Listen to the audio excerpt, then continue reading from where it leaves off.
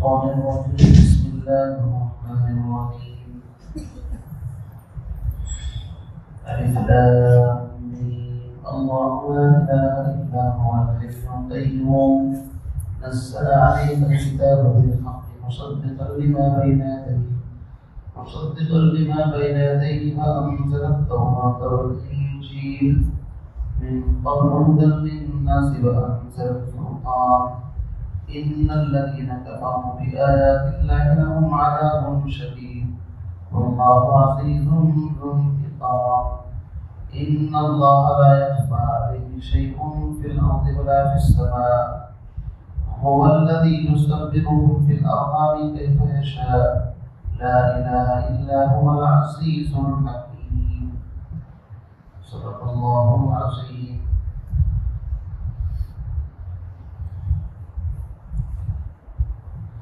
اس سورت کا نام سورہ آل عمران اور یہ مدنی سورت ہے. آل عمران کا مطلب یہ ہے حضرت عمران علیہ السلام کی جو اولاد ہے ان کا تذکرہ، یعنی حضرت مریم، پھر ان کی اولاد حضرت عیسیٰ علیہ السلام، ان کا تفصیلی تذکرہ چونکہ اس سورت کے اندر ہے، اس لیے اس کو تسمیۃ الکل اسم الجز کہہ سکتے ہیں. یعنی جیسے سورہ بقرہ کے اندر پوری سورت کا نام سورہ بقرہ اس لیے رکھا گیا کہ اس میں گائے کا بقرہ کا ایک واقعہ آیا ہے، تو پوری سورت کا نام ہی سورہ بقرہ رکھا گیا. ایسے ہی اس میں آل عمران ان کا تفصیلی ذکر ہے تقریباً 50-60 آیات میں. اور پہلی جو سورت ہے سورہ بقرہ، اس میں اہل کتاب یہودیت کا رد ہے، اور اس صورت کے اندر نصرانیت کا رد ہے. یعنی انہوں نے عیسیٰ علیہ السلام کو جو خدا یا خدا کا بیٹا یا 3 خداؤں میں سے ایک کہا، تو ان کے اس دعوے کی تردید دلائل کے ساتھ اس صورت میں کی گئی ہے. یوں بھی کہہ سکتے ہیں کہ معبودان باطل جو باطل معبود ہیں ان کی تردید دلائل کی روشنی میں اس صورت کے اندر کی گئی ہے. اس صورت میں 20 رکوع ہیں اور 200 آیتیں ہیں. پہلی صورت جو ختم ہوئی ہے فَانْصُرْنَا عَلَى الْقَوْمِ الْكَافِرِينَ، اور اس صورت کی ابتدا توحید سے ہے، شرک کی مذمت اور شرک کی جڑ کاٹ دی گئی. اور قرآن پاک کی سورہ آل عمران کی تقریباً 80 یا 82 آیات نجران کا جو وفد نجران سے نبی علیہ السلام کی خدمت میں آیا تھا، اس کی تردید میں ان کے سوال اور جواب کے سلسلے میں نازل ہوئی ہے. 60 لوگ تھے تقریباً، جن میں سے 3 ان کے بڑے سردار تھے. ایک کا نام تھا عبد المسیح، اور دوسرے کا نام تھا ابو حارثہ بن علقمہ، اور تیسرے کا نام تھا ایہم السید. یہ 3 اس قافلے کے سردار بڑے لوگ تھے. چنانچہ یہ لوگ مدینہ منورہ کے اندر آئے، نبی مسجد نبوی کے اندر قیام کیا، اور پیغمبر کے ساتھ انہوں نے مناظرہ بحث و مباحثہ کیا. اصل میں آئے تھے اس لیے کہ جب مکہ فتح ہو گیا اور لوگ جھوٹ در جھوٹ اسلام کے اندر داخل ہونے لگے، تو وہاں کے لوگوں نے ان پر دباؤ بنایا کہ تم پڑھے لکھے لوگ ہو، مذہبی کتاب تمہارے پاس ہے، تم جا کر کے آخر اپنی کتاب کی روشنی میں اس پیغمبر سے ڈسکس کرو، جا کر کے دیکھو تو صحیح، اگر وہ صحیح ہے تو ایمان لاؤ ان پر، اور اگر صحیح نہیں ہے تو ہمیں بھی بتاؤ. تو یہ لوگ پری پلان کے تحت سوچا کہ قوم کے لوگ اگر نہیں جائیں گے تو خدائی کریں گے، اس لیے پری پلان کے تحت آ تو گئے مدینے کے اندر، لیکن دلائل کی روشنی میں ان کے ہاتھ کچھ نہیں لگا. ایسا رسوا و ذلیل کہہ دیجیے کہ ان کے پاس ان کی جو خیانتیں تھیں قرآن نے ایک ایک کر کے بیان کی، اور جاتے جاتے آخر کے اندر انہوں نے جس کو مباہلہ کہتے ہیں اس کی بھی کوشش کی، لیکن پھر یہ سمجھ گئے کہ پیغمبر سے مباہلہ کرنا اپنے آپ کو ہلاکت میں ڈالنا ہے. تو اس لیے ان آیات کا جب ترجمہ آپ سنیں تو اس کو ذہن میں رکھیں کہ قرآن اصل مخاطب ان نصارہ کو کر رہا ہے جو آئے تھے نبی کے پاس، اگرچہ اس میں داخل اہل کتاب بھی ہیں اور داخل اور مشرکین بھی ہیں، کہ قیامت تک کے لوگ سبھی داخل ہیں، لیکن اصل ٹارگیٹ ان لوگوں سے ہے۔ فرماتے ہیں الف لام میم، الف لام میم یہ حروف مقطعات ہیں۔ اللہ اور اس کا رسول اس کے معنی جانتے ہیں۔ اللہ نے اگر اپنے نبی کو بتایا بھی ہو تو نبی نے آگے امت کو نہیں بتایا، اس لیے اللہ اور اس کے پیغمبر کے درمیان ایک راز۔ فرماتے ہیں اللہ لا الہ الا ہو، سب سے پہلے توحید کی بنیاد۔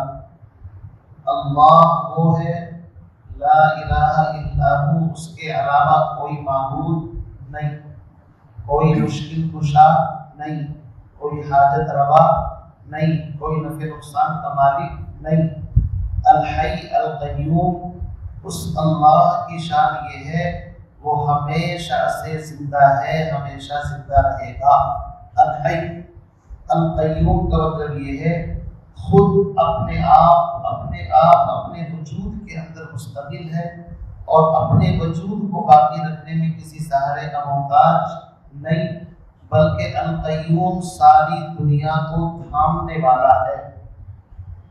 اس صورت میں اللہ کی جو صفات ہیں ان صفات کے ذریعے سے شرک کو باطل کیا جائے گا، اس کی تردید کی جائے گی۔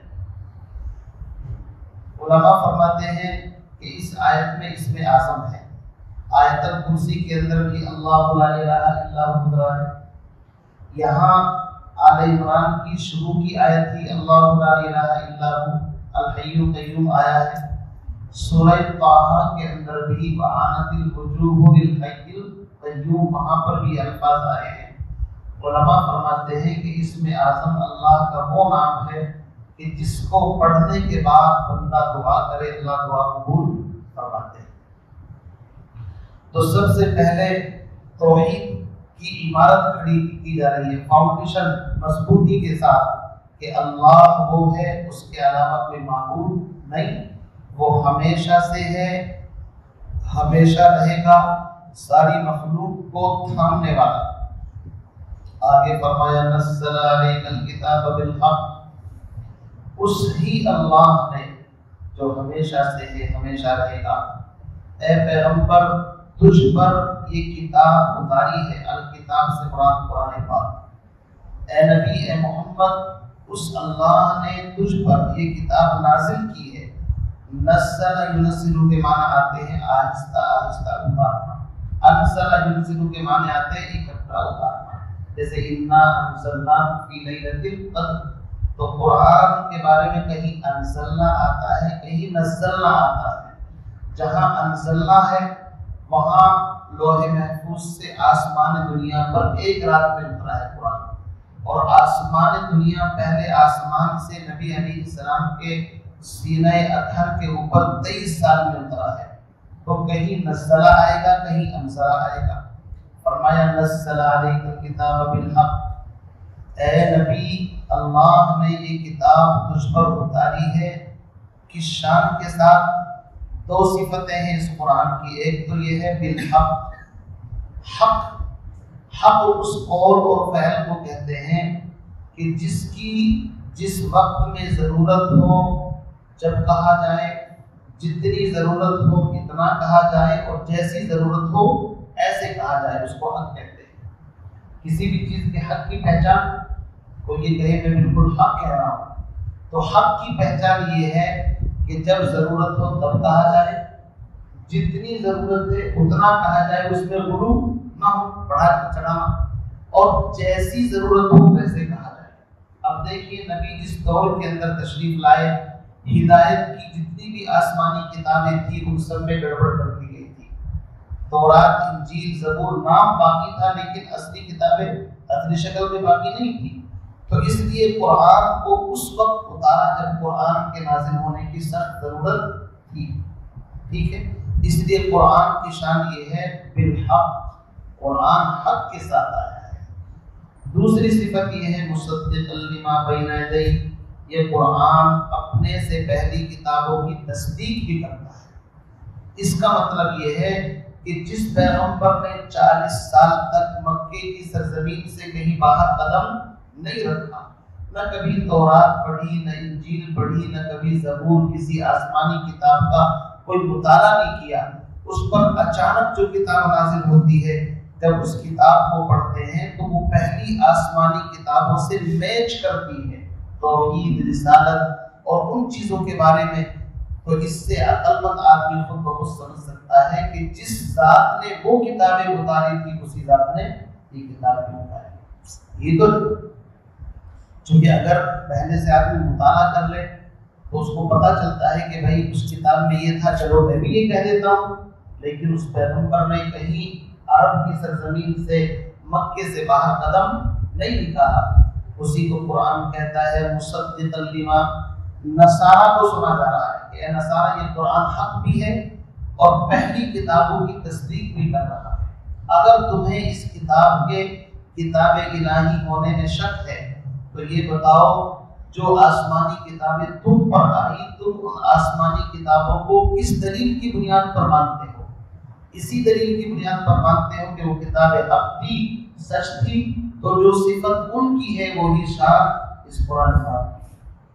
فرمایا مصدقا لما بین یدیہ، یہ قرآن اپنے سے پہلی کتابوں کی تصدیق کرتا ہے۔ اگر تکذیب کرتا تو چلو بات سمجھ میں آتی کہ یہ کتاب کہیں اور سے آئی ہے، وہ کتابیں کہیں اور سے آئی ہیں۔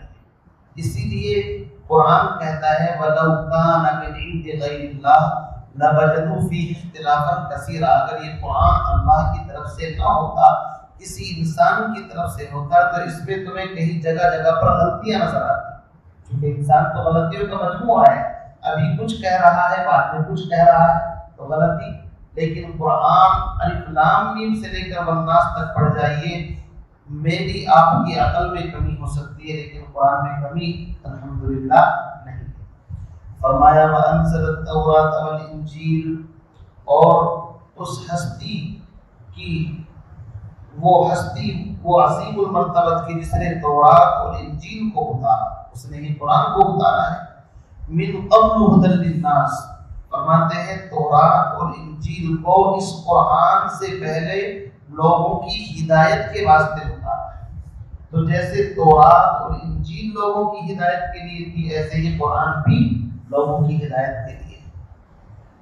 وَأَنزَلَ الْفُرْقَانَ، اور اللہ نے فرقان سے مراد یہ تو زبور ہے، یہ معجزات ہیں، یہ فرقان سے مراد خود قرآن ہے، چونکہ فرقان کا مطلب ہوتا ہے حق اور باطل میں تمیز پیدا کرنے والی چیز، اور قرآن نے آ کر کے یہ کیا ہے کہ پہلی آسمانی کتابوں میں جو گڑبڑے کرتی تھی قرآن نے آ کر کے ان کی بھی اصلاح کر دی ہے کہ تم نے یہ گڑبڑ کی ان کی نشاندہی کر دی ہے قرآن نے، اس لیے قرآن کا دوسرا نام فرقان بھی ہے۔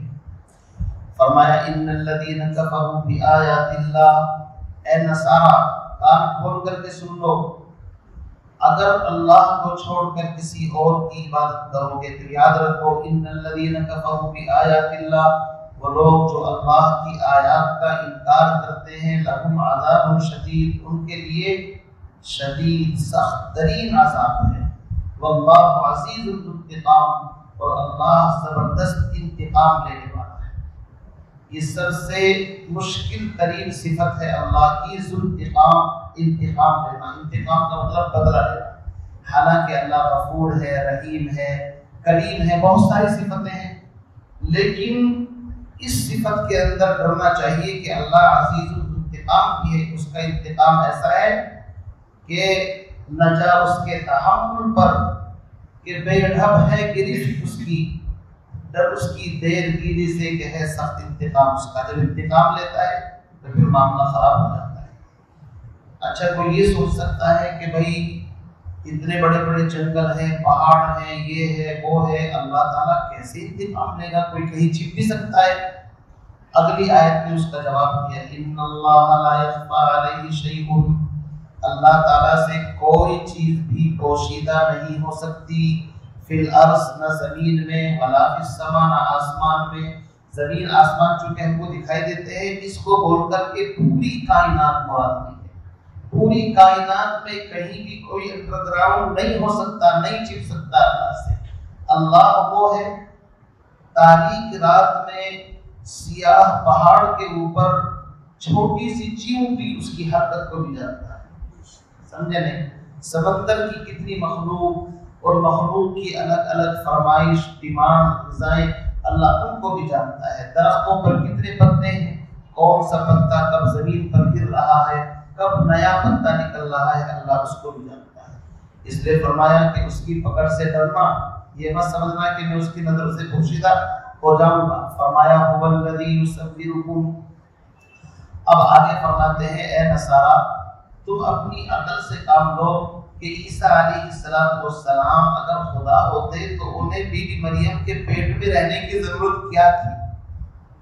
وہ تو ڈائریکٹ مسند کے اوپر بیٹھ کر کے حکومت کرتے۔ فرمایا کہ یہ اللہ کا کام ہے، وہ چاہے بغیر ماں باپ کے پیدا کر دے جیسے آدم کو پیدا کیا، وہ چاہے تو بغیر باپ کے پیدا کر دے، ہاں جب بغیر ماں کے جیسے باپ سے حضرت حوا کو پیدا کر دیا، وہ چاہے تو بغیر باپ کے ماں سے پیدا کر دے جیسے حضرت عیسیٰ علیہ السلام کو کیا، اور وہ چاہے تو ماں اور باپ سے پیدا کرے جیسے ہم تم سب پیدا ہو رہے ہیں۔ تو چاروں طریقے اس کے پاس ہیں۔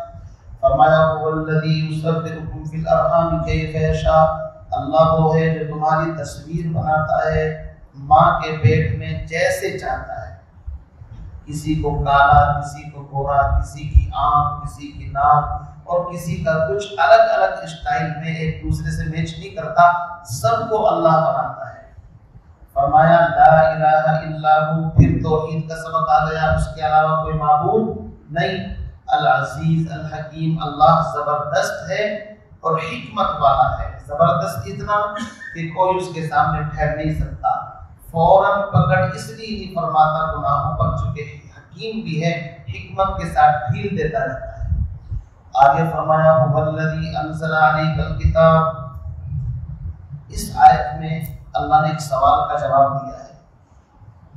نصارہ نے کہا کہ دیکھو قرآن میں روح اللہ، کلمت اللہ آیا ہے عیسیٰ کے بارے میں، اللہ کا کلمہ، اللہ کی روح، بس ہمارے مدعا کے لیے، ہمارے لیے دلیل کے طور پر یہی کافی ہے کہ روح اللہ سے مراد اللہ کی روح اور کلمت اللہ سے مراد اللہ کا کلمہ، اس لیے ہم ان کی تعظیم میں ان کو اللہ کا بیٹا کہتے ہیں۔ تو قرآن کی اس آیت میں جواب دیا کہ آسمانی کتابوں کے اندر دو طرح کی آیات ہیں، قرآن میں بھی اور قرآن سے پہلی جتنی بھی کتابیں ہیں۔ بعض آیات تو وہ ہیں جو محکم ہیں، محکم کے معنی جن کے معنی بالکل کلیئر ہے، معلوم ہے، متعین ہے، ان میں کوئی ادھر ادھر کی بات نہیں ہے، اور بعض آیات وہ ہیں جو متشابہات کہلاتی ہیں، جن کے معنی اور مفہوم متعین نہیں ہے، اپنی عقل سے ان کا معنی ڈھونڈنا انتہائی بے وقوفی ہے۔ اصول یہ ہے کہ متشابہ آیات کا وہ معنی لینا چاہیے جو محکم آیات کا ہے۔ مثلا قرآن پاک میں عیسیٰ علیہ السلام کے بارے میں آیا ہے ان مثل عیسیٰ عند اللہ کمثل آدم، کہ عیسیٰ کی مثال اللہ کے یہاں ایسی ہے جیسے آدم کی مثال ہے، کہ جیسے ان کو بغیر ماں باپ کے پیدا کیا، ان کو بغیر باپ کے پیدا کیا۔ قرآن میں آیا ہے ان هو الا عبد انعمنا علیہ، ہمارے بندے ہیں جن پر ہم نے انعام کیا، قرآن کو بندہ کہہ رہا ہے۔ قرآن میں آیا ہے قل هو اللہ احد اللہ الصمد لم یلد ولم یولد، اللہ کی کوئی اولاد نہیں۔ قرآن میں آیا ہے کہ عیسیٰ علیہ السلام نے اپنے بارے میں خود کہا ہے کہ میں اللہ کا بندہ ہوں۔ کیا کہا انہوں نے اپنے بارے میں اللہ کا بندہ ہوں، پارہ نمبر 16 سورہ مریم کے اندر انہوں نے خود وضاحت کی ہے کہ میں اللہ کا بندہ ہوں۔ تو جب ایک جگہ قرآن نے اس کے معنی متعین کر دیے، اب اس کے خلاف اگر کہیں روح اللہ، کلمت اللہ لکھا ہے تو اس کا معنی وہی دیا جائے گا جو پہلی دوسری آیتوں میں آیا ہے، سمجھ گئے نا؟ یہ طریقہ ہوتا ہے۔ باقی جو لوگ کج فہم ہیں یا گمراہ ہیں، وہ آیات کے معنی توڑ مروڑ کر کے کہیں سے کہیں لے جانے کی کوشش کرتے ہیں، یہ دجل ہے، فریب ہے۔ جیسا کہ مرزا غلام احمد قادیانی نے جب اس سے یوں کہا کہ عیسیٰ علیہ السلام زندہ آسمانوں پر چلے گئے اور قیامت کے قریب آئیں گے، تو اس نے کہا کہ عیسیٰ کی وفات ہو چکی اور کشمیر میں ان کی قبر ہے، اور میں عیسیٰ کا ظل ہوں، سایہ ہوں، مثل مسیح۔ کہا کہ حدیث کے اندر تو آیا ہے کہ لد کے مقام پر حضرت عیسیٰ علیہ السلام دجال کو قتل کریں گے، تو کشمیر کے اندر لد کہاں ہے؟ وہ تو اسرائیل کے اندر ہے۔ تو اس نے کہا کہ اصل میں وہ لد نہیں بلکہ لدھیانہ مراد ہے، کیا ہے؟ جو پنجاب کے اندر ہے۔ تو یہ اس طرح کی باتیں وہ لوگ کرتے ہیں جن کی دلوں کے اندر کجی ہوتی ہے۔ تو قرآن کہتا ہے کہ روح اللہ اور کلمت اللہ کے وہ معنی لیے جائیں گے جو دوسری آیتوں میں کلیئر آ چکے ہیں، ان کے معنی غلط سلط بیان کرنا اس سے نقصان ہوگا۔ فرمایا هو الذی انزل علیک الکتاب، اللہ وہ ہے جس نے اے پیغمبر تجھ پر کتاب اتاری، منہ آیات محکمات، اس قرآن میں کچھ آیات تو محکمات ہیں جن کے معنی کلیئر ہیں، ہن ام الکتاب، یہی اصل کتاب ہے، وَأُخَرُ مُتَشَابِهَاتٌ، اور بعض آیات متشابہات ہیں، فَأَمَّا الَّذِينَ فِي قُلُوبِهِمْ زَيْغٌ، بس وہ لوگ جن کے دلوں میں ٹیڑھا پن ہے، زیغ یعنی کجی ہے اور دین میں گڑبڑ کرنا چاہتے ہیں، فَيَتَّبِعُونَ مَا تَشَابَهَ مِنْهُ ابْتِغَاءَ الْفِتْنَةِ، تو وہ ان متشابہ آیات کی کھوج میں، ان کی ٹوہ میں لگتے ہیں، کیوں؟ فتنہ پھیلانے کے لیے، وابتغاء تاویلہ، اور ان کی مراد کو پہنچنے کے لیے۔ فرماتے ہیں وما یعلم تأویلہ الا اللہ، حالانکہ ان کی مراد کو اللہ کے علاوہ کوئی نہیں جانتا۔ والراسخون فی العلم، اور جو راسخین فی العلم ہے، گہرے علم والے لوگ ہیں، یقولون، وہ بھی یوں کہتے ہیں ان آیات متشابہات کے بارے میں، آمنا بھی، کہ ہم بس اس پر ایمان لائے، اس کی مراد کو ہم نہیں سمجھ سکتے، جیسا کہ قرآن میں آیا ہے الرحمن علی العرش استوى، رحمان عرش کے اوپر ہے۔ تو بھائی اللہ عرش کے اوپر ہے، عرش پر کس طرح ہے؟ عرش کے معنی معلوم ہے، لیکن اللہ کی کیفیت کو ہم نہیں سمجھ سکتے کہ اللہ کس طرح اپنی شان کے مطابق ہے۔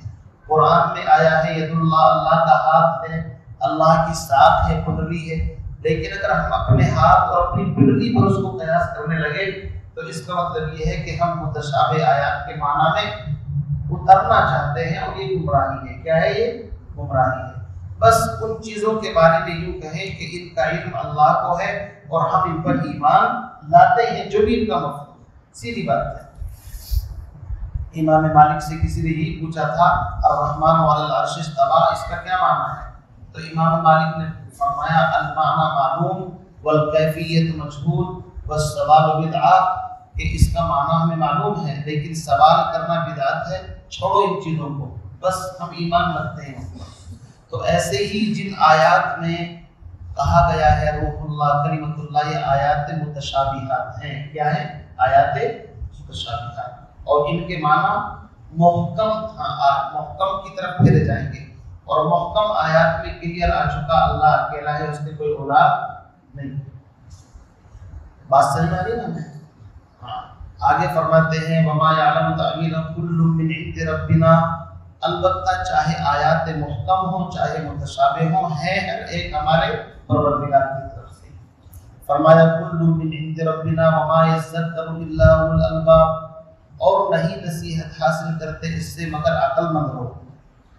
آگے فرماتے ہیں ربنا لا تزغ قلوبنا بعد اذ ہدیتنا وہب لنا من لدنک رحمہ انک انت الوہاب، اے ہمارے پروردگار ہمارے دلوں کو ٹیڑھا مت کر دینا بعد اس کے جب کہ آپ نے ہم کو ہدایت دی۔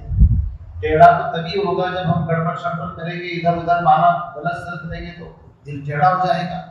فرمایا وہب لنا من لدنک رحمہ، اور اپنے پاس سے ہمیں خاص رحمت عطا فرما، انک انت الوہاب، بے شک آپ بہت زیادہ عطا فرمانے والے ہیں۔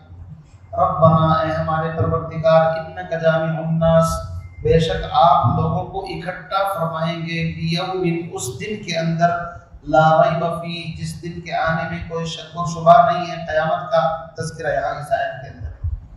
یا اللہ جب تم ہمیں میدان محشر میں جمع فرمائے جس کے آنے میں کوئی شک نہیں، تو اللہ فرماتے ان اللہ لا یخلف المیعاد، اللہ تعالیٰ اپنے وعدے کی خلاف ورزی نہیں کرتے، تو اس دن بھی ہماری حفاظت فرمانا، یہ دعا مانگی۔ آگے کی جو آیت ہے اس میں یہ سمجھانے کی کوشش کی ہے کہ عام طور سے انسان مال اور اولاد کی وجہ سے حق بات کو قبول نہیں کرتا۔ یہ دو چیزیں پہلے سے چلی آ رہی ہیں، مال اور اولاد۔ اسی لیے قرآن میں جگہ جگہ یا ایھا الذین آمنوا لا تلہکم اموالکم ولا اولادکم عن ذکر اللہ، تمہارا مال اولاد اللہ سے غافل نہ کر دے۔ کہیں فرمایا انما اموالکم و اولادکم فتنہ، دونوں کا ذکر ساتھ ساتھ چلتا ہے، مال اور اولاد فتنہ ہے۔ کہیں فرمایا افرأیت الذی کفر بآیاتنا وقال لأوتین مالا وولدا، کہیں فرمایا کہ ذرنی ومن خلقت وحیدا وجعلت له مالا ممدودا وبنین شہودا ومہدت له تمہیدا۔ الغرض مال اور اولاد دونوں انسان کو بعض اوقات سیدھے راستے پر چلنے سے روک دیتی ہے۔ انسان گھمنڈ کرتا ہے، بہت بیٹے ہیں دیکھ لیں گے، بہت مال ہے نمٹ لیں گے، یہ چلتا نہیں چلتا ہے۔ اللہ فرماتے ہیں کہ مال اور اولاد سے دھوکے میں مت آنا۔ اور اس کا شان نزول یہ بھی کہہ سکتے ہیں کہ ان تین آدمیوں میں سے ایک شخص تھا ابو حارثہ ابن علقمہ۔ جب یہ اپنے خچر پر، یہ گھوڑے پر سوار ہو کر کے آ رہا تھا تو اس کا خچر راستے میں بندکا اور یہ نیچے گر گیا، تو اس نے کہا تعیس الابعد، اس کا بھائی بھی ساتھ میں تھا، اس نے کہا محمد کا ناس ہو، یعنی کہ اس طرح چونکہ یہ حضور کے پاس آ رہے تھے نا، بددعا یہ جملہ، تو اس شخص نے کہا کہ محمد کو بددعا مت دو، وہ سچے نبی ہیں۔ اپنے بھائی کے کان میں کہا وہ سچے نبی ہیں۔ بھائی نے کہا کہ جب سچے نبی ہیں تو پھر ان سے مناظرے کے لیے کیوں جاتے ہو، تمہارا دماغ خراب، ایمان قبول کرو پھر۔ اس نے کہا یہ جو لوگوں نے ہم کو اتنے مال پراپرٹی دے رکھی ہے، اور روم کے بادشاہ نے ہم کو بڑی بڑی جاگیریں دے رکھی ہیں، اس کا کیا ہوا پھر، سمجھے نا۔ اس نے کہا کہ اب میرے دل کے اندر بات آ گئی، چنانچہ وہیں سے وہ الگ ہوا اور مدینے کے اندر جا کر کے اس شخص نے اسلام قبول کیا جو اس کا بھائی تھا، انہوں نے قبول نہیں کیا۔ تو اصل چیز یہ بھی ہے کہ مال اور اولاد انسان کے راستے میں رکاوٹ بن جاتی ہے حق قبول کرنے سے۔ تو اللہ فرماتے ہیں کہ دیکھو ہم نے مال اولاد تم سے پہلے بہت سارے لوگوں کو دیا ہے، ان کے کچھ بھی کام نہ آ سکا۔ فرمایا ان الذین کفروا، بے شک وہ لوگ جنہوں نے کفر کیا، لن تغنی عنہم اموالہم ولا اولادہم من اللہ شیئا، ہرگز کام نہ آئیں گے ان کے مال اور ان کی اولاد اللہ کے سامنے کچھ بھی کام نہیں آئیں گے۔ وَأُولَٰئِكَ هُمْ وَقُودُ النَّارِ، اور یہی لوگ جہنم کا ایندھن ہے۔ قرآن میں پہلے بھی گزر چکا ہے اور اسی پارے کے آخر میں ہے ان الذین کفروا وماتوا وهم کفار فلن يقبل من احدهم ملء الارض ذهبا ولو افتدى به۔ قیامت کے دن کافر زمین بھر کر کے سونا دینا چاہے گا میری جان بچ جائے، اللہ اس کو بھی قبول نہیں فرمائیں گے۔ تو نہ مال کام آتا ہے نہ اولاد کام آتی ہے۔ فرمایا کدأب آل فرعون، جیسے کہ آل فرعون کے چمچے، ان کا حال دیکھ لو، ان کا کیا انجام ہوا کہ موسیٰ ان کو سمجھاتے رہے لیکن وہ ٹس سے مس نہ ہوئے، بالآخر بحر قلزم کے اندر سب کے سب غرق ہوئے، تب مانا جا کر کے۔ فرمایا کدأب آل فرعون والذین من قبلہم، اور فرعون سے پہلے بہت سارے لوگ آئے ہیں جیسے کہ قوم سمود، قوم عاد، قوم لوط، ان کا حال دیکھ لو۔ کذبوا بآیاتنا، انہوں نے ہماری نشانیوں کو، ہمارے پیغمبروں کو جھٹلایا، ان کی توہین کی، ان پر ایمان نہیں لائے۔ فأخذهم اللہ بذنوبہم، تو اللہ تعالیٰ نے ان کے گناہوں کی وجہ سے ان کو پکڑ لیا، گرفت فرما لی۔ واللہ شدید العقاب، اور اللہ کی پکڑ بڑی سخت ہے۔ چنانچہ کسی کو آسمان سے زمین پر مودے منہ پٹخا، کسی کو فرشتے کی چنگھاٹ سے ہلاک کیا، کسی کو ہوا سے ہلاک کیا، اور کسی کو بحر قلزم میں پانی کے ذریعے سے ہلاک کیا۔ یہ ہے اللہ کی پکڑ۔ تو ان کو سمجھا رہے ہیں اے نصارا، مال اور اولاد کے چکر میں مت رہنا، حق قبول کر لو، تمہارے سامنے حق آ چکا ہے۔ آگے فرمایا کہ ہو سکتا ہے کوئی اس کو خام خواہ ویسے ہی بڑا سمجھے کہ بھائی اپنی بڑائی ہنک رہے ہیں، ایسے بھی تو ہوتا ہے نا۔ تو قرآن نے ایک واقعے کی طرف اشارہ کر کے بتایا کہ اس کو ہماری بڑ مت سمجھنا، بدر کے میدان میں تم دیکھ چکے ہو کہ 313 بے سر و سامان اور ایک طرف 950 ہزاروں کی تعداد میں ہر چیز سے مسلح، تم انجام دیکھ چکے ہو نا کیا ہوا ہے۔ تو اشارہ کر رہا ہے قرآن کہ خالص ہماری باتوں کو دھمکی مت سمجھنا، ہم ریئل اور اوریجنل طریقے سے کرتے ہیں۔ فرمایا قل للذین کفروا، اے نبی آپ فرما دیجئے ان لوگوں سے جنہوں نے کفر کیا، ستغلبون عن قریب، تم شکست کھاؤ گے، وتحشرون الی جہنم، اور مرنے کے بعد آخرت میں جہنم کی طرف ہٹائے جاؤ گے، وبئس المہاد، اور جہنم برا بچھونا ہے۔ مہاد کہتے ہیں بستر کو، انسان جب بے چین ہوتا ہے تو آرام دہ بستر بھی کانٹوں بھرا معلوم ہوتا ہے، اس پر بھی کروٹیں بدلتا ہے۔ اللہ فرماتا ہے کہ جہنم کو بھی ہلکے میں مت لینا، وہ بہت ہی سخت ترین بستر ہے، اس کے اوپر چین ملنے والی نہیں ہے۔ آگے فرماتے ہیں کہ دیکھو ہماری باتوں کو دھمکی مت سمجھو، ہم ریئل بتاتے ہیں کہ غزوہ بدر میں دیکھو کیا ہوا ہے، صحابہ بہت قلیل تعداد میں۔ فرمایا قد کان لکم آیۃ، تمہارے پاس تمہارے سامنے ایک نشانی موجود ہے، فی فئتین التقطا، دو جماعتوں کے بارے میں، ایک جماعت مسلمانوں کی اور ایک ان کے دشمنوں کی۔ فئۃ تقاتل فی سبیل اللہ، ایک جماعت اللہ کے راستے میں لڑ رہی تھی، صحابہ کی جماعت مراد ہے، اور دوسری وَأُخْرَىٰ کَافِرَةٌ، اور دوسری جماعت وہ شیطان کے راستے میں لڑ رہی تھی۔ حال دونوں کا یہ تھا يَرَوْنَهُم مِثْلَيْهِمْ رَأْيَ الْعَيْنِ، کہ یہ ان کو اپنے سے دو چند نظر آ رہے تھے۔ کیا مطلب؟ اس ضمیر میں چار قول ہیں۔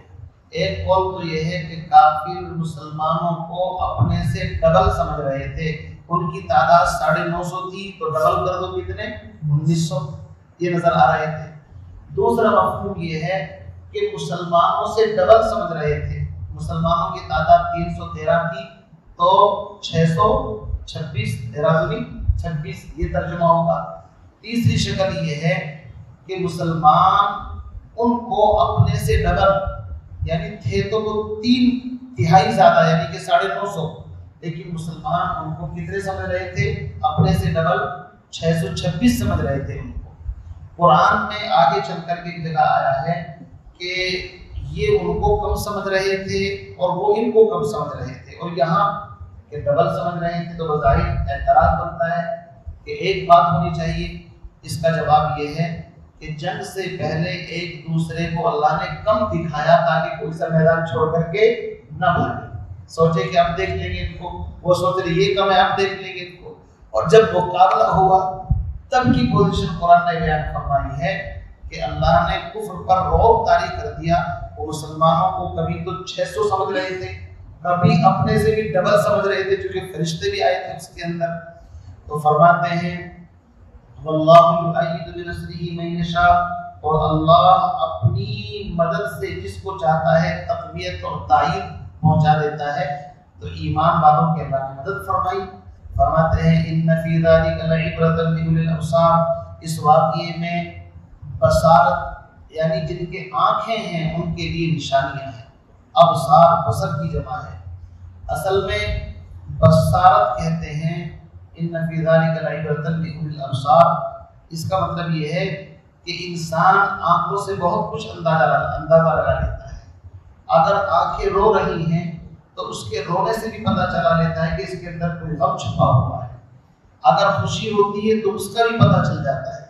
فرمایا چونکہ دنیا کی مرغوبات کا تذکرہ چل پڑا ہے کہ جو آخرت کے راستے میں رکاوٹ بنتی ہے، تو 6 چیزوں کا خاص طور سے ذکر فرمایا۔ یہ 6 چیزیں وہ ہیں جو انسان کے راستے میں رکاوٹ بن جاتی ہیں۔ فرمایا زین للناس، لوگوں کی نظروں میں مزین کر دیا گیا، حب الشہوات، شہوتوں کی محبت۔ یہ 6 چیزیں اسباب شہوت ہے، خود شہوت نہیں لیکن شہوت کے اسباب ہیں۔ تو ان 6 چیزوں کو ہی قرآن نے شہوت سے تعبیر فرما دی، یہ مبالغہ ہے ان کے بارے میں۔ فرمایا ان میں سے پہلی چیز من النساء، عورتیں ہیں، اسی لیے اللہ کے نبی نے فرمایا ما ترکت بعدی فتنۃ اضر، میں نے اپنے بعد اپنی امت پر عورتوں سے زیادہ سنگین فتنہ کوئی بھی نہیں چھوڑا ہے۔ فرمایا والبنین، دوسرے نمبر پر بیٹے ہیں، والقناطیر المقنطرہ، اور مال کے ڈھیر، सोने और चांदी के, ये 3 चीजें हो गई। वल खैरिल मुसव्वमा, और निशान लगे हुए घोड़े। उस जमाने के अंदर घोड़ा ज़ेब व ज़ीनत की अलामत भी था, मालदारी की अलामत भी था, और बेहतरीन सवारी भी थी। आज के ज़माने में बड़ी बड़ी गाड़ियाँ ले लीजिए इसकी जगह पर। और फरमाया वल अनआम, और चौपाए, वल हर्स, और खेती। ये 6 चीज़ें वो हैं जिनकी मोहब्बत फितरतन इंसान के दिल के अंदर। अल्लाह फरमाते हैं इनकी मोहब्बत चलो ठीक है, अगर सिर्फ काम चलाओ हो तो कोई प्रॉब्लम नहीं है, लेकिन इनकी मोहब्बत इतनी छा जाए दिल के अंदर कि जैसे भूखे आदमी से अगर कोई पूछे दो कितने होता है तो बोलता है 4 रोटी। 4 नहीं बोलेगा चूंकि भूखा है ना, कि 4 रोटी। तो इसका मतलब ये है जब इनकी मोहब्बत दिल के अंदर बैठ जाए अब मामला खतरनाक है। उसी को फरमाया ज़ालिका मताउल हयात दुनिया, ये चीज़ें दुनिया की हकीर आरज़ी नफ़ा उठाने की चीज़ है। यानी अल्लाह ने इनकी बुराई नहीं फरमाई कि बिल्कुल इनसे नफ़ा उठाना कोई उसके खिलाफ है मजलूबी के, क्योंकि इस्लाम में रहबानियत नहीं है कि बिल्कुल जोगी बन जाओ और भीख मांग करके गुजारा करो। इस्लाम कमाने की तरगीब देता है, खर्च करने की तरगीब देता है। तो फरमाया ये 6 चीज़ें या इनसे रिलेटिव जितनी भी चीज़ें हैं, बस ये है ज़ालिका मताउल हयात दुनिया, ये इस दुनियावी ज़िंदगी का थोड़ा सा सामान। मिल जाए तो भी शुक्र अदा कर लो, बहुत अच्छी चीज़, और ना मिले तो भी काम चल जाएगा। लेकिन इसके मुकाबले में जो आखिरत है वो एक खतरनाक मसला है। फरमाया वल्लाहु इंदहु हुस्नुल मआब, लेकिन अल्लाह के पास बेहतरीन ठिकाना है। इशारा यह है कि इनमें ज़्यादा मशगूल नहीं होना है, बल्कि अगली आयत में क्लियर कर दिया। कुल ए नबी आप फरमा दीजिए अउनब्बिउकुम, क्या मैं तुमको बताऊं, बाखबर करूं, बिखैरिन मिन ज़ालिकुम, इन 6 चीज़ों के मुकाबले में जो इनसे भी ज़्यादा बेहतर और बढ़िया हैं, अच्छी हैं, क्या वो बताऊं? इंसान कहेगा जी ज़रूर बताइए, क्यों नहीं बताइए? तो अल्लाह फरमाते हैं हम बताते हैं, सबसे बेहतरीन चीज़ है तक़वा और परहेज़गारी। फरमाया लिल्लज़ीना तक़ौ, इसलिए कि वो लोग जो मुत्तकी हैं उनके लिए, इंद रब्बिहिम, मुत्तकी लोगों के लिए उनके परवरदिगार के यहाँ जन्नातुन, बागात हैं, तजरी मिन तहतिहा अनहार, जिनके नीचे नहरें बह रही हैं, खालिदीन फीहा, हमेशा हमेश उसके अंदर रहेंगे। व अज़वाजुन मुतहहरा, वहाँ तो सिर्फ औरतों का जिक्र था, जन्नत के अंदर उसके मुकाबले में पाकीज़ा बीवियां हैं। व अज़वाजुन मुतहहरा व रिज़वानुम मिनल्लाह, और सबसे बड़ी चीज़ ये कि अल्लाह की रज़ा, अल्लाह की रज़ा से बढ़कर के कोई दौलत नहीं। मौलाना हुसैन अहमद मदनी इस आयत को पढ़ करके पूरी रात रोते रहे, अल्लाह मुझे जन्नत नहीं, मुझे तेरी रज़ा चाहिए। इसलिए कि जन्नत अल्लाह की रज़ा का महल है, वहाँ पर अल्लाह की रज़ा मिलेगी। तो जन्नत तो इसलिए मांगी जाती है, वरना जन्नत असल नहीं है। असल क्या है? अल्लाह की रज़ा, अल्लाह की खुशनुदी। फरमाया वरिज़वानुम मिनल्लाहि, और अल्लाह की रज़ा, खुशनुदी। वल्लाहु बसीरुम बिल इबाद, और अल्लाह अपने बंदों से बाखबर है। आगे इन मुत्तकी लोगों की कुछ सिफात सोचे कि यार ये जो फैसिलिटी, हमेशा की जन्नत, पाकीज़ा औरतें मिलेंगी किसको भाई? तो उसका तज़किरा अल्लाह ने कर दिया। हम बताते हैं किसको मिलेगी। अल्लज़ीना यक़ूलूना रब्बना, ये उन लोगों के लिए हैं जो अपनी ज़बान से यूँ कहते हैं, ए हमारे परवरदिगार, इन्नना आमन्ना, सबसे पहले ईमान का इकरार करते हैं कि हम तुझ पर ईमान लाए। फ़ग़फ़िर लना ज़ुनूबना, ईमान के बाद आमाल सालिहा भी होने चाहिए, लेकिन नफ्स से ईमान जन्नत में जाने के लिए काफ़ी है। नफ्स से ईमान अगर है तो जन्नत में कभी न कभी पिटाई शिटाई के बाद चला जाएगा। इसलिए अगर आमाल में कुछ कमी हो जाए तो फरमाया फ़ग़फ़िर लना, हमारे गुनाहों को माफ़ फरमा दीजिए।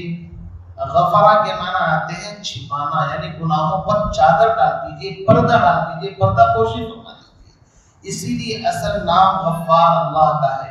लेकिन जो बंदा किसी के ऐब पर पर्दा डालता है, अल्लाह कहते हैं काम तो मेरा था पर्दा डालने का, लेकिन ये बंदा होकर के बंदे के गुनाहों पर पर्दा डाल रहा है, अल्लाह उससे भी बहुत ज़्यादा खुश होता है। फरमाया फ़ग़फ़िर लना ज़ुनूबना, आप हमारे गुनाहों को माफ़ फरमा दीजिए। वक़िना अज़ाबन्नार, और हमें जहन्नम के अज़ाब से बचा लीजिए। یہ کون لوگ ہیں جن کو جنت ملے گی؟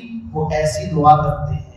اور آگے ان کی صفات بیان فرمائی کہ وہ لوگ ہیں الصابرین، جو صبر کرنے والے ہیں۔ صبر کے 3 معنی میں پہلے بہت مرتبہ بیان کر چکا ہوں، اس لیے بار بار بیان کرتا ہوں تو تفسیر لمبی ہو جاتی ہے۔ اشارہ الصبر عن المعصیہ، گناہوں سے بچنے پر صبر کرنا، الصبر علی الطاعۃ، اطاعت پر جمنے پر صبر کرنا، اور تیسرا صبر ہوتا ہے الصبر فی المصیبہ، حالات آ جائیں ان کو خطہ پیشانی سے پی جانا، برداشت کرنا۔ یہ 3 معنی آتے ہیں صبر کے۔ فرمایا الصابرین، ہر عبادت میں صبر ہے، ہر گناہ سے بچنے میں صبر ہے۔ تو سب سے پہلی صفت الصابرین والصادقین، اور سچے لوگ، والقانتین، اور فرما بردار لوگ، والمنفقین، اور اللہ کے راستے میں خرچ کرنے والے، چاہے مال اور چاہے اپنی صلاحیتیں بھی خرچ ہوتی ہیں، والمستغفرین بالاسحار، اور سحر کے وقت اللہ کے سامنے استغفار کرنے والے۔ حضرت یعقوب علیہ السلام نے بھی اپنے بیٹوں کے لیے سحر کا وقت چنا تھا، جب وہ سب کے سب آئے اکٹھے ہو کر کے کہ ہم نے یوسف کے ساتھ زیادتی کی، ابا جان اب آپ اللہ سے ہمارے لیے استغفار کر دیجیے۔ حضرت یعقوب نے کہا تھا سوف استغفر لکم ربی، ان قریب میں اپنے پروردگار سے استغفار کروں گا۔ مفسرین نے لکھا ہے انہوں نے صبح کے وقت تک ہی اس کو ٹالا تھا، کیونکہ صبح کا وقت بہت خاص ہوتا ہے۔ قرآن نے کہا ہے کانوا قلیلا من اللیل ما یہجعون وبالاسحار هم یستغفرون، اللہ کے نیک بندے وہ ہیں جن کے پہلو بستر سے الگ ہو جاتے ہیں اور سحر کے وقت اللہ کے سامنے کھڑے ہو جاتے ہیں۔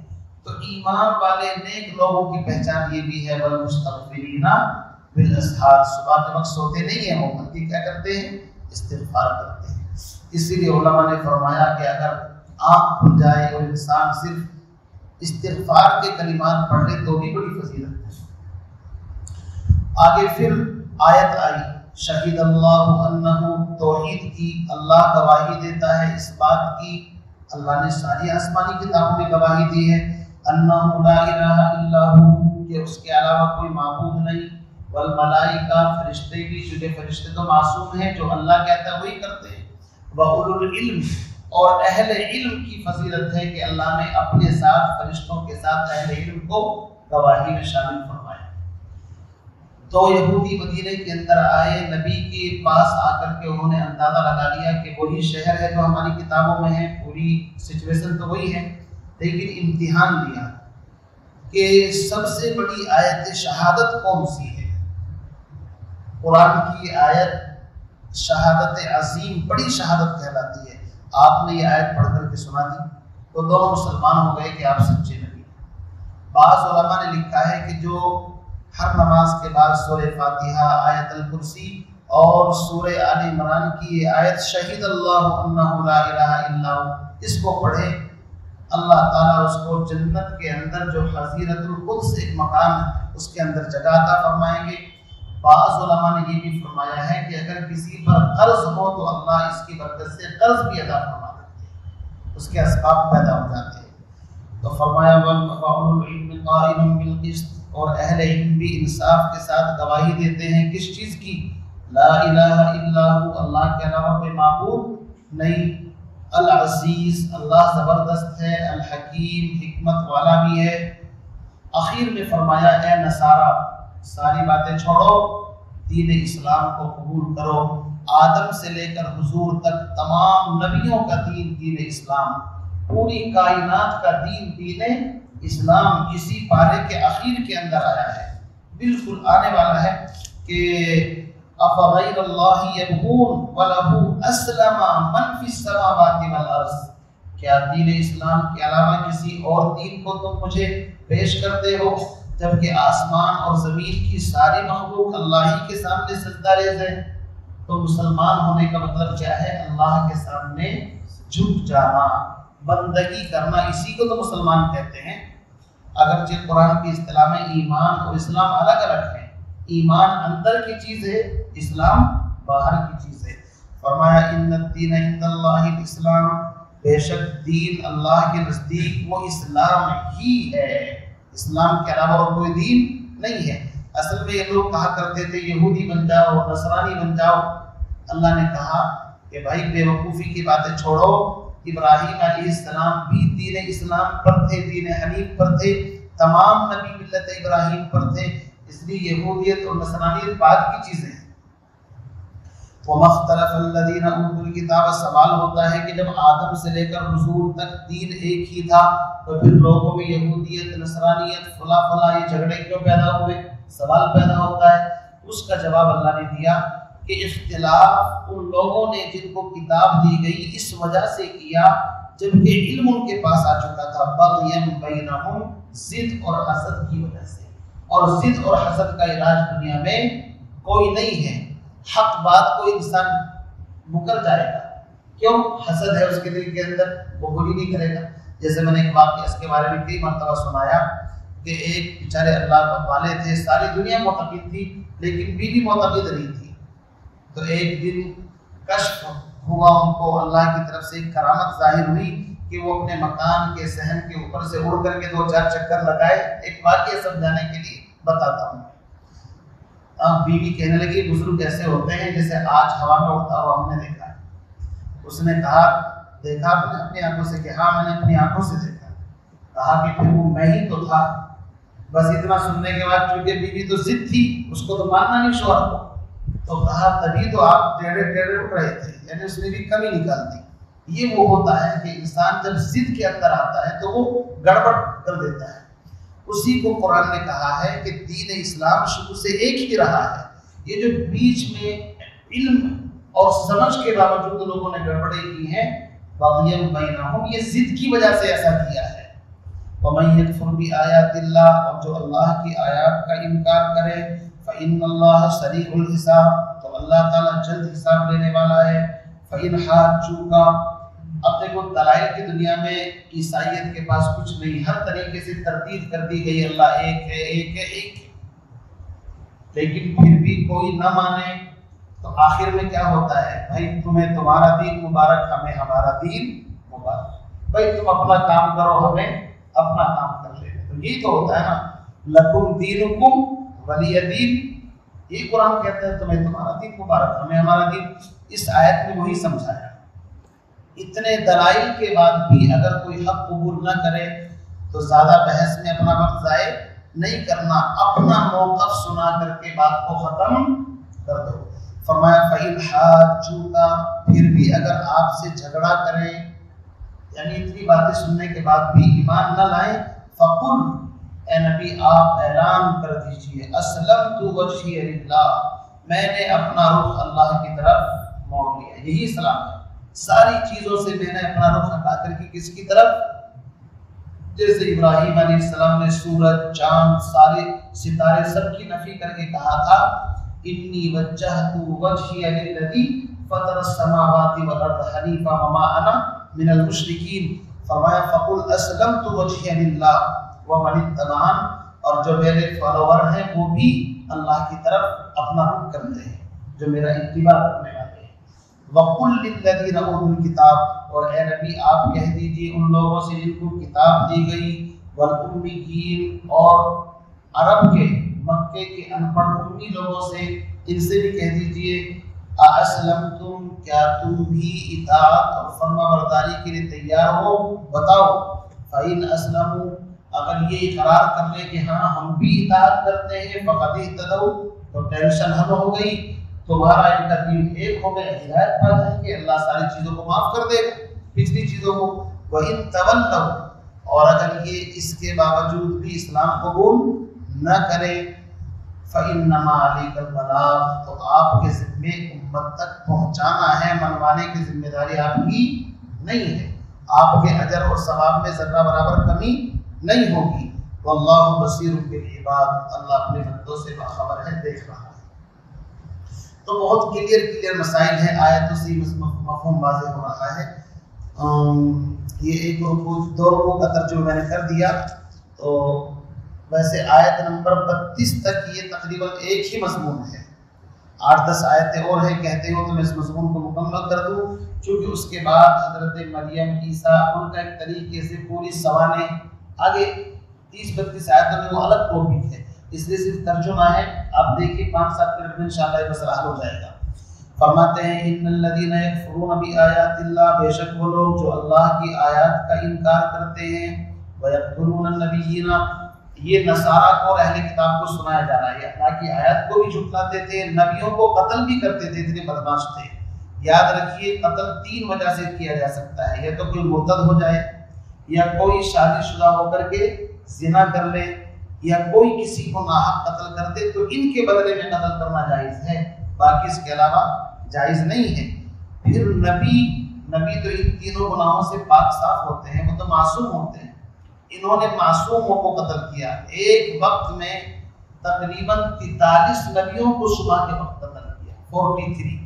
اور جب قوم کے نیک لوگ سمجھانے کے لیے کھڑے ہوئے تو 170 کی تعداد تھی، شام ہونے سے پہلے ان کو بھی قتل کر دیا۔ تو قرآن ان کی کلی کھول رہا ہے اور ان کو سمجھا رہا ہے کہ تم اپنے گریبان میں ذرا تھوڑا سا جھانک کر کے دیکھ لو کہ تم کہاں کھڑے ہو۔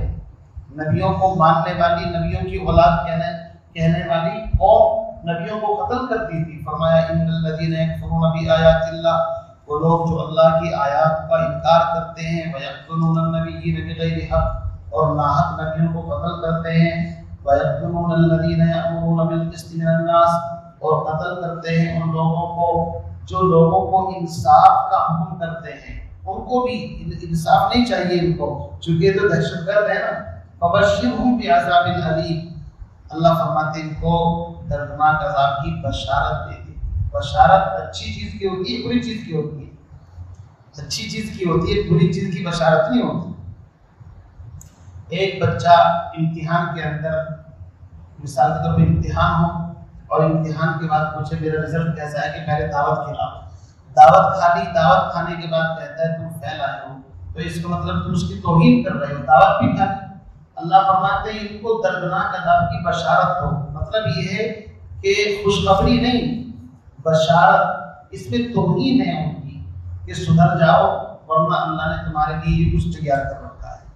اولئک الذین حبطت اعمالهم، یہ وہ لوگ ہیں جن کے اعمال حبط ہو گئے دنیا میں اور آخرت میں، وما لهم من ناصرین، اور ان کا کوئی حامی اور مددگار نہیں۔ آگے فرماتے ہیں الم تر الی الذین اوتوا نصیبا من الکتاب، اے نبی کیا آپ ان لوگوں کو نہیں جانتے کہ جن کو کتاب کا ایک حصہ دیا گیا، یعنی کتاب میں چینجنگ اتنی کر دی کہ کتاب برائے کتاب چھوٹی سی رہ گئی اور اس میں زیادہ تر اپنی طرف سے ملاوٹیں داخل کر دی۔ یدعون الی کتاب اللہ، جب ان کو اللہ کی کتاب کی طرف یعنی قرآن کی طرف دعوت دی جاتی ہے، لیحکم بینہم، تاکہ ان کے درمیان قرآن فیصلہ کر دے انصاف کے ساتھ، ثم یتولی فریق منہم، تو ایک جماعت منہ موڑ کر کے پیٹ پھرتی ہے، وہم معرضون، اور اعراض کرتے ہیں۔ یہ اہل کتاب کی خاص بات تھی کہ جب ان کو اللہ کے کلام کی طرف دعوت دی جاتی تو پیٹ پھیر کر کے چل پڑتے تھے۔ اچھا یہ مانتے کیوں نہیں؟ ان کو بڑا گھمنڈ تھا کہ ہم نبیوں کی اولاد ہیں، حضرت یعقوب سے اللہ نے وعدہ کر رکھا ہے تیری اولاد کو جہنم میں نہیں بھیجوں گا، نحن ابناء اللہ و احباؤہ، ہم اللہ کے سلیکٹڈ بندے ہیں، چنے ہوئے اسپیشل بندے ہیں۔ فرمایا ذالک بانہم قالوا، یہ منہ اس لیے موڑتے ہیں کہ انہوں نے یہ عقیدہ کر رکھا ہے لن تمسنا النار، کہ جہنم کی آگ ہمیں نہیں چھوئے گی، الا ایاما معدودات، سوائے گنتی کے چند دنوں کے۔ ہمارے بڑوں نے 40 دن گائے کی پوجا کر لی تھی، زیادہ سے زیادہ اتنے دن جانا پڑے گا، گئے بھی تھی۔ یہ اس طرح کے دعوے تھے ان کے۔ وغرہم فی دینہم، اور ان کو غرور میں، دھوکے میں ڈال رکھا ہے ان کے اس دین نے، ما کانوا یفترون، جس کے بارے میں جھوٹ بولتے ہیں، یعنی جھوٹ ان کی ایسی عادت بن چکی تھی کہ جھوٹ بولنے کو کوئی بڑا گناہ نہیں سمجھتے تھے۔ فرماتے ہیں فَكَيْفَ إِذَا جَمَعْنَاهُمْ، بس کیا حال ہوگا ان کا اس دن جس دن ہم ان کو جمع کریں گے، لا ریب فیہ، جس دن کے آنے میں کوئی شک و شبہ نہیں ہے، قیامت کا دن مراد ہے۔ وَوَفِّيَتْ كُلُّ نَفْسٍ مَا كَسَبَتْ، ہر نفس کو پورا پورا بدلہ دیا جائے گا جو کچھ اس نے کمایا، وَهُمْ لَا يُظْلَمُونَ، ذرہ برابر بھی ظلم نہیں کیا جائے گا۔ آگے فرماتے ہیں قُلِ اللَّهُمَّ، یہ آیت دعا کے انداز میں بشارت ہے۔ دعا کے انداز میں کیا ہے؟ بشارت ہے۔ مشرکین کو، اہل کتاب کو کہا جا رہا ہے کہ دیکھو اب تک نبوت، رسالت، بادشاہت تمہیں مل رہی تھی، اب اللہ نے یہاں سے چھین کر کے دوسرے خاندان بنی اسماعیل کو چن لیا ہے۔ اب یہ چودراہٹ یہاں سے سرک کر کے کہاں جانے والی ہے؟ خاندان بنی اسماعیل یعنی حضور علیہ السلام کے پاس، یوں سمجھ لیجیے، اور دعا کے انداز میں۔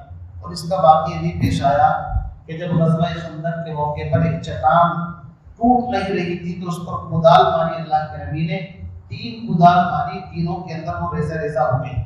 آپ نے فرمایا مجھے روشنی نظر آئی، شام کے محلات دکھائے گئے، روم کے محلات، یمن کے محلات۔ تو جب مشرکین نے، اہل کتاب نے سنا، مذاق اڑانے لگے، جان بچانے کے لیے تو خندق کھودتے پھر رہے ہیں اور بادشاہ کی باتیں کہاں کی کر رہے ہیں، ملک شام کی، ایران کی، اس کی، اس طرح انہوں نے تانا دیا۔ تو اللہ نے اس آیت میں بشارت دے دی کہ یہ کام ہمارا ہے، اب دیکھو کتنی جلدی نظام بدلنے والا ہے۔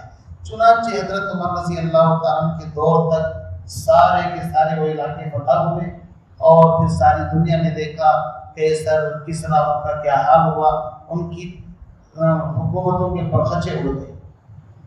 تو اس میں پیشین گوئی بھی ہے صحابہ کو کہ تمہیں ٹینشن لینے کی ضرورت نہیں ہے۔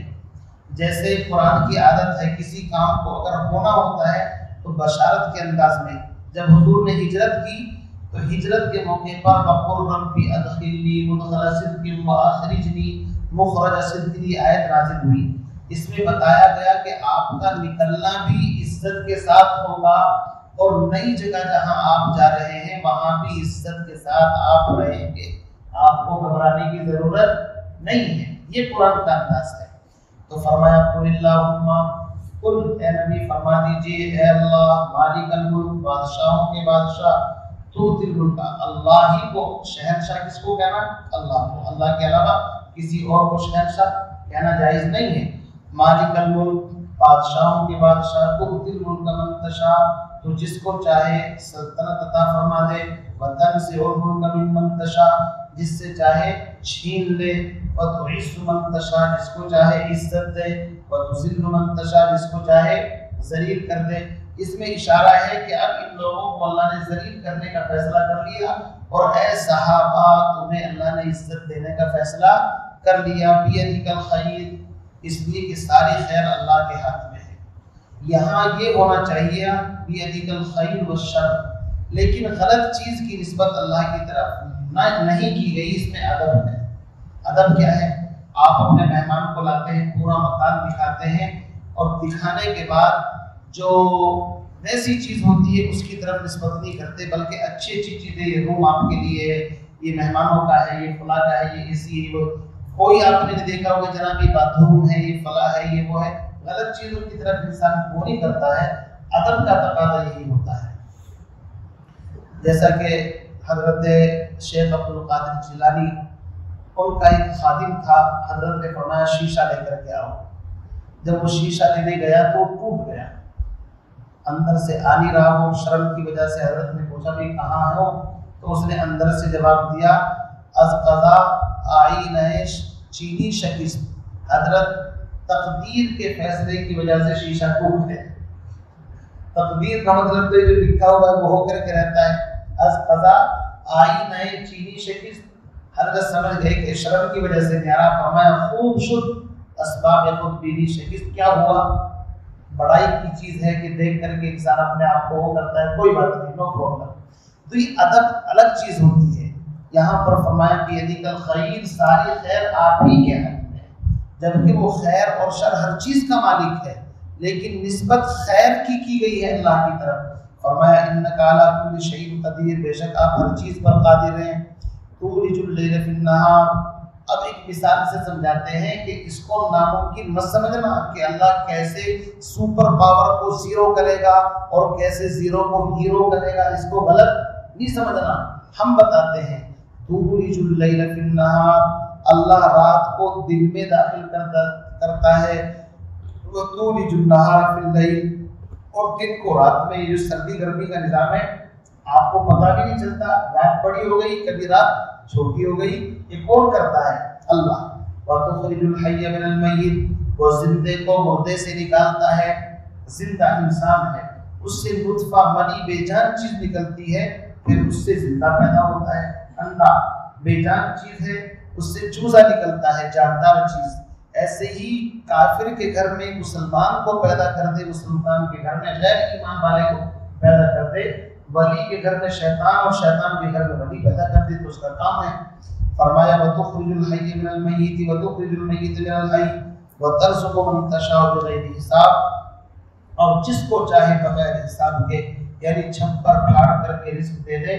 آپ اندازہ نہیں لگا سکتے کہ بغیر حساب کا مطلب یہ ہوتا ہے ایسی جگہ سے دے دیجیے جہاں سے انسان کو گمان بھی نہیں ہوتا۔ جیسے حضرت ابن مسعود کو 17 دینار یا درہم ایک چوہے نے نکال کر کے دے دیے تھے، وہ استنجے کے لیے گئے تو وہاں لاتا رہا، باہر رکھتا رہا، یہ لے کر کے حضور کے پاس آئے، حضور نے فرمایا اللہ نے تجھے ایسی جگہ سے رزق دیا ہے جہاں سے کسی کو گمان بھی نہیں ہوتا۔ فرمایا لا يتخذ المؤمنون الكافرین اولیاء من دون المؤمنین، ایمان والوں کو چاہیے کہ وہ کافروں کو اپنا دوست نہ بنائے ایمان والوں کو چھوڑ کر۔ وَمَن يَفْعَلْ ذَلِكَ، جو ایسا کرے گا فَلَيْسَ مِنَ اللَّهِ فِي شَيْءٍ، اس کا اللہ سے کوئی تعلق نہیں۔ ہاں إِلَّا أَن تَتَّقُوا مِنْهُمْ تُقَاةً، مگر یہ کہ تم مجبوری کی وجہ سے ایسی سچویشن کے اندر ہو کہ اپنی جان بچانی پڑ جائے۔ وَيُحَذِّرُكُمُ اللَّهُ نَفْسَهُ، اللہ تم کو اپنی ذات سے ڈراتا ہے۔ وَإِلَى اللَّهِ الْمَصِيرُ، سب کو روک کر اللہ کے پاس جانا ہے۔ شارٹ کٹ میں سمجھ لیں 4 طرح کے تعلق ہوتے ہیں غیر ایمان والے کے ساتھ۔ ایک ہے موالات، دلی دوستی، ایک ہے مواسات، ایک ہے مدارات، ایک ہے معاملات۔ 3 چیزوں کی اجازت ہے، کاروبار کر سکتے ہیں پارٹنرشپ میں، ہمدردی، کسی کی موت ہو گئی تو پوچھ سکتے ہیں جا کر کے، نفع نقصان میں انسان شریک ہو سکتا ہے۔ مواسات، مدارات، ان کی مطلب مہمان نوازی یا کھانے پینے کے اندر تھوڑا بہت اگر وہ تاکہ اسلام کے قریب ہو، اس کی گنجائش ہے۔ باقی دلی دوستی کی اجازت نہیں ہے۔ قرآن میں جہاں بھی منع کیا گیا ہے وہ موالات سے منع کیا ہے۔ فرمایا اگر بعض مرتبہ ایسی سچویشن ہو کہ تم غیر ایمان والوں کے درمیان پھنس گئے اور تمہیں کوئی اپنی زبان سے ایسا کلمہ کہنا پڑ جائے جو ایمان کے خلاف ہے، فرماتے ہیں کہ اعلیٰ درجہ تو یہ ہے نہ کہو، اس لیے کہ جس شان سے کوئی مقتل میں گیا وہ شان سلامت رہتی ہے، اس جان کا کیا، یہ جان تو آنی جانی ہے، جان تو پھر بھی جاتی ہے اپنے وقت پر۔ البتہ اگر کوئی کہہ دے تو اس کی گنجائش ہے بشرطے کہ دل کے اندر ایمان سلامت رہے۔ الا من اکرہ وقلبہ مطمئن بالایمان۔ آگے فرمایا کہ کوئی یہ سوچے دلی دوستی رکھ رکھی ہے اور لوگوں کو بیوقوف بناتا ہے کہ بھائی میں دلی دوستی نہیں رکھتا، بس ویسے ہی جاتا ہوں۔ اللہ فرماتے ہیں قل ان تخفوا ما فی صدورکم، دنیا والے سے چھپا سکتے ہو، مجھ سے کوئی چیز چھپی ہوئی نہیں ہے۔ قل اے نبی فرما دیجیے اگر تم چھپاؤ ان چیزوں کو جو تمہارے سینوں کے اندر ہے، اب یا اس کو ظاہر کرو، یا اللہ ہر چیز کو جانتا ہے، اس لیے چکما اللہ کو نہیں دے سکتا کوئی۔ وَيَعْلَمُ مَا فِي السَّمَاوَاتِ وَمَا فِي الْأَرْضِ، اللہ جانتا ہے ان چیزوں کو جو آسمانوں میں ہیں، زمین میں ہیں، اور اللہ ہر چیز پر قادر ہے۔ یوم تجد کل نفس ما عملت، اس دن جس دن پائے گا ہر نفس اپنے سامنے موجود اس چیز کو جو اس نے عمل کیا ہے۔ وما عملت من سوء، اور نہیں وما عملت من سوء، اور نہیں کیا ہوگا اس نے کوئی برا عمل۔ تودو، تو انسان دل سے چاہے گا لو ان بینہا وبینہ امدا بعیدا، کاش اس میں اور اس کے درمیان بہت لمبی مسافت ہوتی۔ سورہ کہف کے اندر بھی آیا ہے ما لہذا الکتاب لا یغادر صغیرۃ ولا کبیرۃ الا احصاها، کہ قیامت کے دن انسان اپنے نامہ اعمال کو دیکھ کر کے کہے گا اف یہ کیسی کتاب ہے، اس میں تو کوئی چیز بچی ہی نہیں، ساری چیزیں لکھی ہوئی ہیں۔ تو اللہ فرماتے ہیں دنیا والوں سے چھپا سکتے ہو، مجھ سے کوئی چیز چھپی ہوئی نہیں۔ اس دن جب تم نے کوئی برا عمل کیا ہوگا وہ تمہارے سامنے موجود ہوگا، تو اس برے عمل کو دیکھ کر کے کہو گے کاش اس میں اور مجھ میں بہت دوری ہو جائے تاکہ لوگوں کو پتہ نہ چلے۔ جب انسان دیکھتا ہے کہ مصیبت میں پھنستا ہے تو کیا سوچتا ہے کہ یار بڑی مصیبت آ گئی، یہ کہاں سے مصیبت پلے پڑ گئی، یہ شاید میرے پاس ہی نہ آتا، ایسے انسان سوچتا ہے نہیں۔ تو ایسے ہی اللہ فرماتے ہیں کہ مجھ سے کوئی چیز چھپی ہوئی نہیں ہے۔ وَيُحَذِّرُكُمُ اللَّهُ نَفْسَهُ، اللہ تمہیں اپنی ذات سے ڈراتا ہے۔ वल्लाहु रऊफ़ुन बिल इबाद, अल्लाह अपने बंदों पर बेइंतहा मेहरबान है।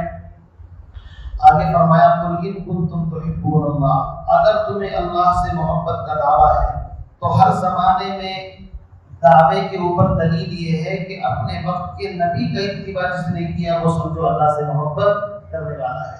कुल इन कुंतुम तुहिब्बून अल्लाह, ए नबी आप फरमा दीजिए अगर तुम्हें अल्लाह से मोहब्बत का दावा है फत्तबिऊनी, तो मेरा इत्तिबा करो, युहिब्बुकुमुल्लाह, नफा ये होगा अल्लाह तुमसे तुमको महबूब बना लेगा, व यग़फिर लकुम ज़ुनूबकुम, अल्लाह तुम्हारे गुनाहों को माफ कर देगा, वल्लाहु गफूरुर रहीम, अल्लाह बहुत ज्यादा माफ करने वाला रहम करने वाला है। कुल ए नबी आप फरमा दीजिए अतीउल्लाह व रसूल, अल्लाह की इताअत करो और रसूल की इताअत करो।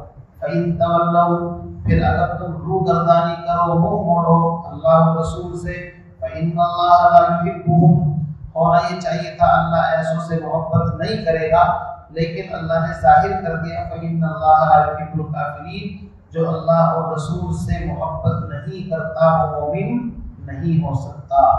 इन्नल्लाह अस्तफ़ा, आगे अल्लाह ने चंद सेलेक्टेड बंदों का जिक्र किया जिन्होंने अल्लाह से मोहब्बत की। फरमाया बेशक अल्लाह ताला ने मुंतखब किया सबसे पहले आदम को, उनके बाद नूह को, व आला इब्राहीम व आला इमरान अल्लाह नबी, और आलमीन के तमाम लोगों में से हजरत इब्राहीम की औलाद को, हजरत इमरान की औलाद को चुना। अब असल पूरी सूरत का नाम सूरह आले इमरान है, तो मंजिल पर हम आ गए। इससे पहले तौहीद का जिक्र चल रहा था। अब आले इमरान जिसकी वजह से नसारा की वजह से उनकी तरतीब में ये सूरत नाजिल हुई, तो हजरत आले इमरान का पूरा हसब नसब कुरान अब यहाँ से शुरू करेगा। आले इमरान, इमरान दो गुजरे हैं, एक मूसा अलैहिस्सलाम के वालिद का नाम भी इमरान और एक हजरत मरियम के वालिद का नाम भी इमरान है। यहाँ पर दो आले इमरान आए हैं। मुफस्सिरीन फरमाते हैं कि दोनों से मुराद हजरत मरियम के वालिद ही हैं, चूंकि उन्हीं का तज़किरा यहाँ पर चल रहा है। बाज़ फरमाते हैं कि पहले आले इमरान से मुराद मूसा अलैहिस्सलाम के वालिद हैं और दूसरे से मुराद जो इसी के बाद आ रहा है इस क़ालत इमरातु इमरान रब्बी, इससे मुराद हजरत मरियम के वालिद है। ये मुफस्सिरीन का अपना अपना इख्तिलाफ है। आगे फरमाते हैं देखो ए नसारा, हजरत ईसा अलैहिस्सलाम जो है वो हजरत मरियम से पैदा हुए हैं। ये मत समझना कि सिलसिला बाप से चलता है, नूह अलैहिस्सलाम से सिलसिला चला है बाप की तरफ से। तो कभी ये समझो कि इस्माइल हजरत ईसा अलैहिस्सलाम तो चूंकि वालिदा की तरफ से पैदा हुए हैं, बाप है नहीं, तो ये बनी इस्राइल में से नहीं है, इनका सिलसिला उनसे कट जाएगा। फरमाया इनका सिलसिला उनसे नहीं कटेगा। जिस तरह बाप से नसब चलता है माँ से भी नसब चलता है, समझे नहीं। दूसरी बात यह है कि अगर ईसा अलैहिस्सलाम खुदा होते तो सोचो इनमें से बाज की औलाद है, जिसके माँ बाप हो वो खुदा नहीं हो सकता। तो ईसा अलैहिस्सलाम जो है वो बीबी मरियम से पैदा हुए हैं, उनके नाना का नाम इमरान है, पूरा खानदान मालूम है, इसलिए खुदा नहीं हो सकते। ज़ुर्रियतन बाज़ुहा मिन बाज़ वल्लाहु समीउन अलीम, ये आयत नंबर 35 और 34 तक मैंने तर्जुमा कर दिया, 34 तक, इसलिए कि यहाँ तक एक ख़ास मज़मून था तौहीद, रिसालत, दलाइल। उसके बाद 30-35 आयत में आगे हजरत मरियम, इनके वालिद ज़करिया, हजरत यहया, फिर जिंदा इनका आसमानों पर उठाना, फिर हजरत मरियम की करामत, इस तरह उनके पास बगैर मौसम के फल आते थे, उसका तज़किरा है। उसके बाद फिर जब वो भी ख़त्म होगा, फिर अहले किताब की जो खयानत, जो उन्होंने गड़बड़ियाँ की हैं अपनी किताबों में, उसका तज़किरा, जहाँ हम फजर की तफसीर कर रहे हैं वो उनकी खयानतों का तज़किरा चल रहा है। तो यहाँ तक ये मज़मून मुकम्मल हो गया, इसलिए अल्लाह का शुक्र है 1 घंटे में 2-3 रुकू से ज़ायद हो गए। मैंने जल्दी करके मोटा वजाहत के साथ आपको समझाने की कोशिश की। बाकी कुरान का जो हाल है, एक आयत में 3 घंटे की खर्च हो जाए तो इसमें कोई मुबालगा नहीं। अल्लाह ताला मुझे आपको इन बातों पर अमल की तौफीक नसीब फरमाए। सुभान अल्लाह।